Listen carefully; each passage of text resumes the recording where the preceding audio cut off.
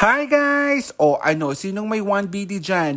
Tara, magfo-food trip tayo sa halagang 1BD, mabubusog ka na. 1BD mo talagang hindi ka malulugid dahil ang dami ng servings na naman dito sa restaurant na ito.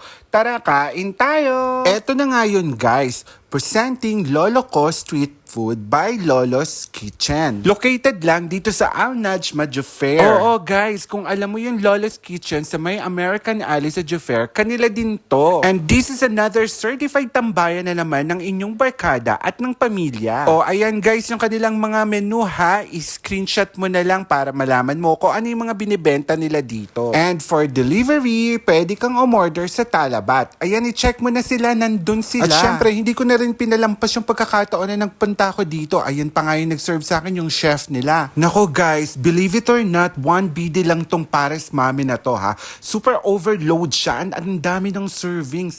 At solid talaga yung lasa ng beef ng Pares nila. Grabe. At kung hindi ka naman fan ng noodles, ay pwede ka rin namang mag-rice. At eto yung kanilang Pares with rice. For 1BD lang din yun. O guys, pag umorder ka ng Pares, only sabaw na yun ha. At eto naman guys, ang kanilang beef mami for 2BD only. Alam mo ba guys, ang dami kong naaalala sa beef mami na ito. Naaalala ko ang Mamon Look na kinakainan ko doon sa Philippines before. Oh, wait.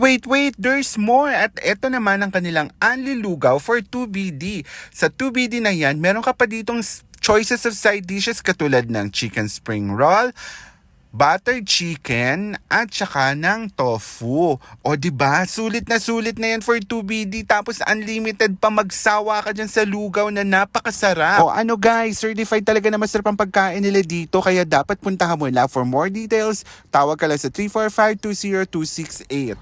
Open sila from 4 p.m. to 12 midnight. Yun lang, thank you for watching!